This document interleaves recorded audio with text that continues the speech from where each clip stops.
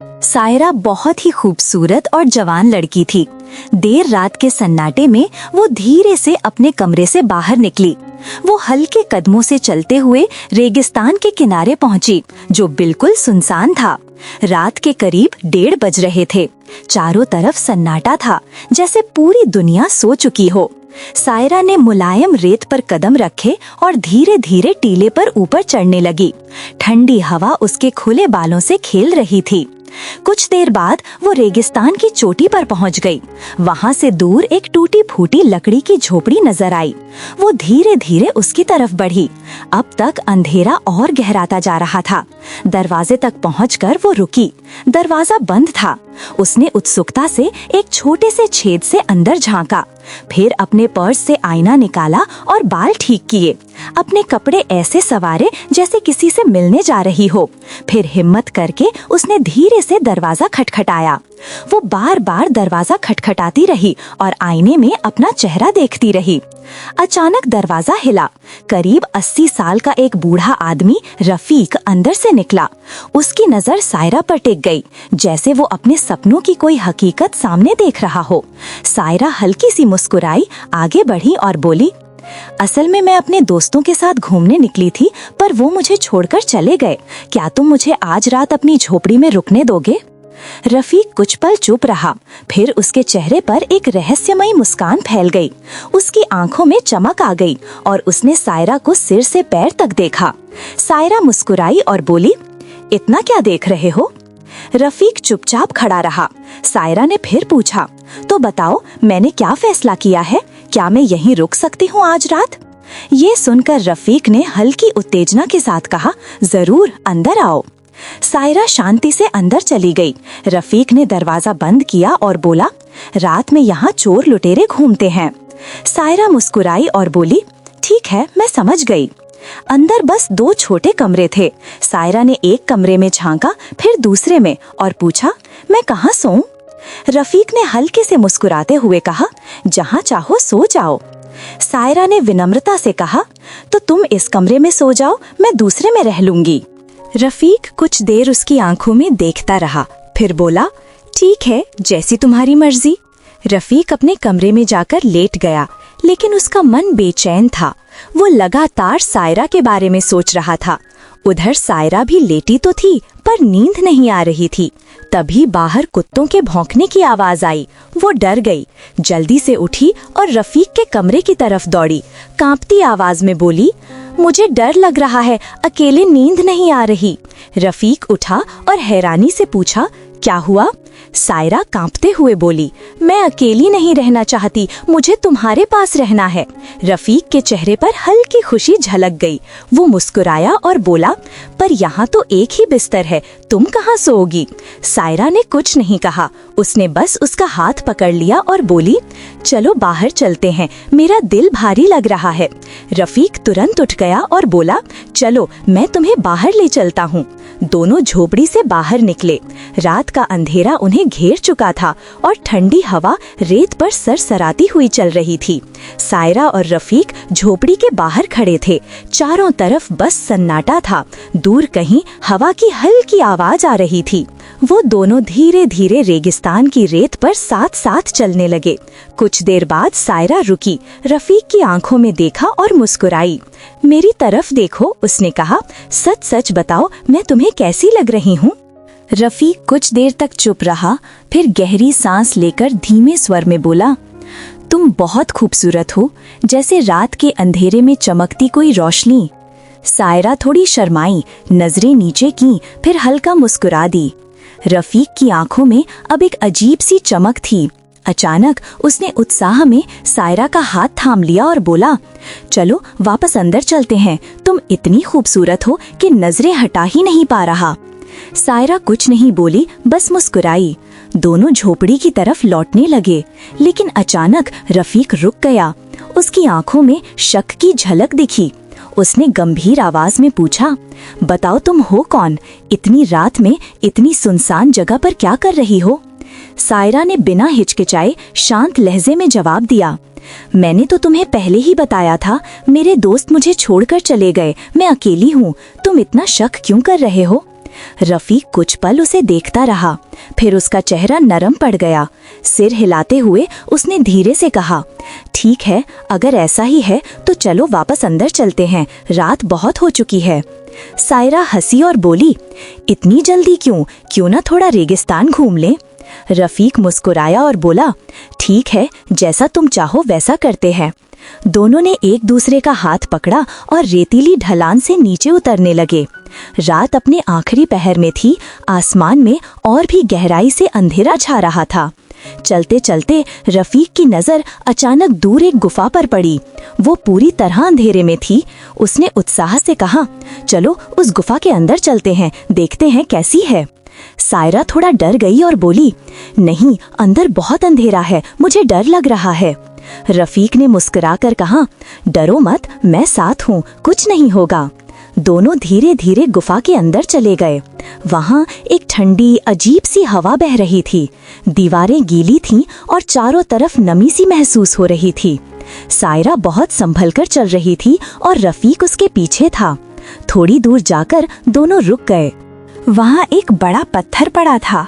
रफीक ने इशारा करते हुए कहा, थक गई होगी, आओ यहाँ बैठकर थोड़ा आराम कर लो।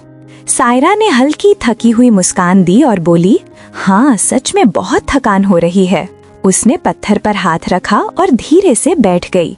वहाँ गहरा सन्नाटा था, बस हवा की हल्की सरसराहट सुनाई दे रही थी। ठंडी हवा के झोंकों से सायरा थोड़ी बेचैन हो उठी। रफीक धीरे धीरे उसकी तरफ बढ़ा। उसकी आंखों में अब एक अलग सी चमक थी। सायरा ने तुरंत ये महसूस कर लिया। वो झटके से खड़ी हुई और दृढ़ आवाज में बोली, चलो वापस चलते हैं, मुझे ये जगह बिल्कुल अच्छी नहीं लग रही। रफीक हल्का मुस्कुराया और बोला, ठीक है, अगर नहीं रहना चाहती तो चलो वापस। दोनों गुफा से बाहर निकल आए। बाहर अब और भी गहरा अंधेरा था। ठंडी हवा तेजी से चल रही थी और रेगिस्तान का सन्नाटा पूरे माहौल को और डरावना बना रहा था। सायरा झोपड़ी के सामने पहुंची और अपने कपड़ों से रेत झाड़ने लगी। झुंझला कर बोली, उफ, ऐसा लग रहा है जैसे रेत में कुछ फंस गया हो। रफीक पास आया और पूछा, क्या हुआ, दिखाओ जरा, देखने दो। सायरा मुस्कुराई और बोली, नहीं नहीं, कुछ नहीं हुआ, तुम यहीं रुको, मैं अंदर जाकर देख लेती हूँ। वो अंदर गई और दरवाजा बंद कर लिया। कमरे में उसने चारों तरफ नजर दौड़ाई, जैसे कुछ ढूंढ रही हो। कुछ देर बाद चेहरे पर एक बड़ी सी मुस्कान लिए वो फिर बाहर आई। रफीक अब भी दरवाजे के पास खड़ा था। उसने पूछा, क्या हुआ, इतनी देर क्यों लगा दी? सायरा हल्के से हंसी और बोली, कुछ नहीं हुआ, बस ये कपड़े मुझे थोड़े तंग लग रहे हैं। अगर तुम्हारे पास कोई पुराने औरतों वाले कपड़े हों तो क्या दे सकते हो?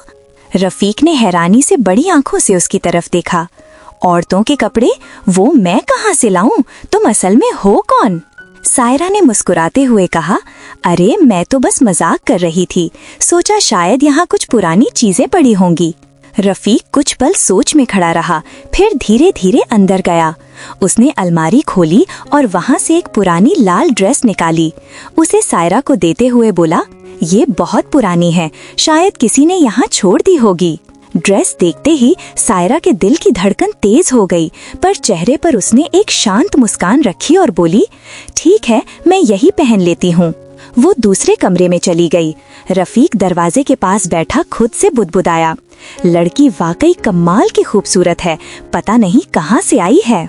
थोड़ी देर बाद सायरा बाहर आई, लाल ड्रेस में, और खिड़की से आती चांदनी उसके ऊपर पड़ रही थी। वो इतनी सुंदर लग रही थी जैसे किसी दूसरी दुनिया की हो। रफीक ने उसे देखते हुए कहा, वाह, इस ड्रेस में तो तुम सच में चांद जैसी लग रही हो। सायरा मुस्कुराई और बोली, और तुम भी बुरे नहीं लग रहे।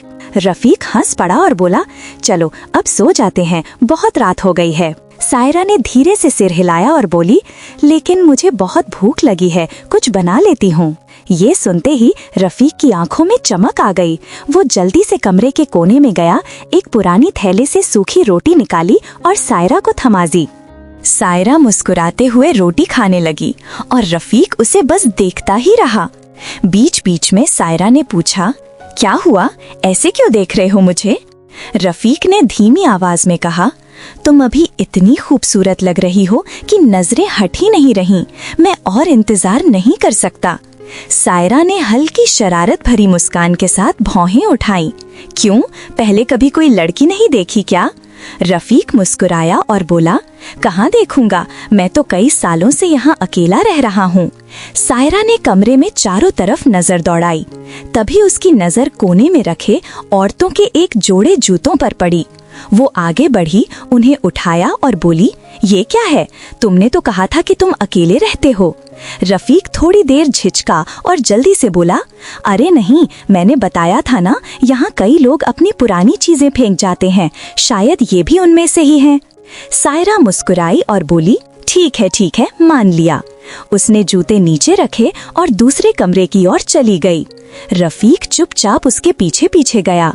कमरे में पहुंचते ही सायरा को एहसास हुआ कि रफीक अब उसके बहुत करीब खड़ा है। रफीक ने धीमी आवाज में कहा, अब और वक्त नहीं बर्बाद कर सकते, रात लगभग खत्म होने वाली है। सायरा ने उसकी तरफ देखा, हल्की मुस्कान दी और धीरे से अपना हाथ उठाया। उसकी हथेली में एक छोटी सी बोतल थी। वो बोली, ठीक है, लेकिन पहले ये पी लो, इससे तुम्हें अच्छा महसूस होगा।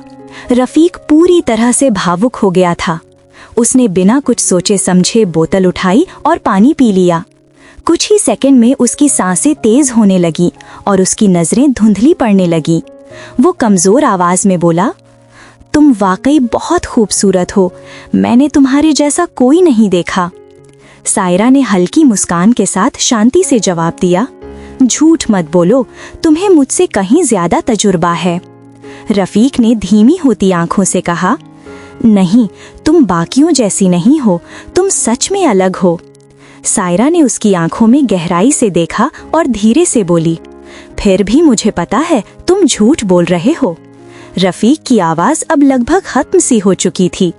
उसी वक्त सायरा धीरे धीरे दीवार की तरफ बढ़ी और उसने वो चीज उठाई जो उसने पहले अपनी जेब से निकाली थी, एक छोटा सा कैमरा। कैमरे की लाल लाइट जल रही थी, जो साफ दिखा रही थी कि सब कुछ रिकॉर्ड हो चुका है।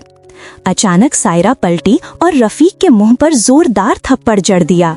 मैं एक पुलिस अफसर हूँ, उसने सख्त आवाज में कहा। तुम पर बहुत से गुनाहों के आरोप हैं।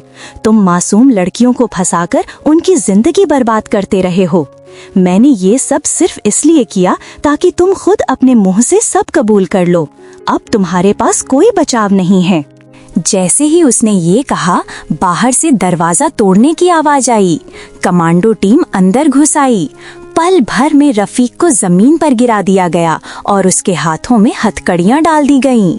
वो हैरान होकर सायरा को घूर रहा था, मानो उसे यकीन ही न हो रहा हो कि सब कुछ इतनी जल्दी कैसे खत्म हो गया। सायरा ने ठंडे स्वर में कहा, तुम्हारा खेल अब खत्म हो चुका है, तुम्हारा नकाब उतर चुका है। कुछ ही दिनों में रफीक को कोर्ट में पेश किया गया। जज के सामने वीडियो और ऑडियो सबूत रखे गए। हर एक पल उसका अपराध साबित होता चला गया। कोई भी बहाना काम नहीं आया। जज ने गंभीर लहजे में कहा, तुम दोषी हो, तुम्हें सख्त सजा दी जाती है। रफीक चुपचाप सिर झुकाए खड़ा रहा। उसकी आंखों में डर, शर्म और पछतावा साफ झलक रहा था। और इस तरह एक नकाबपोश राक्षस का पर्दाफाश हुआ। सायरा ने अपनी हिम्मत और समझदारी से सच को सामने लाकर न्याय को जीत दिलाई। सच और इंसाफ की जीत हमेशा तय होती है, चाहे झूठ कितना भी ताकतवर क्यों ना हो। अब रफीक समाज की नजरों में सिर्फ एक जिंदा लाश था, बिना इज्जत, बिना आजादी और हमेशा के लिए कानून की जंजीरों में जकड़ा हुआ। अगर तुम्हें ये वीडियो पसंद आया हो तो चैनल को लाइक और सब्सक्राइब जरूर करना और कमेंट में बताना मत भूलना कि तुम किस तरह की मूवी रिव्यू देखना चाहते हो। धन्यवाद, फिर मिलेंगे, बाय।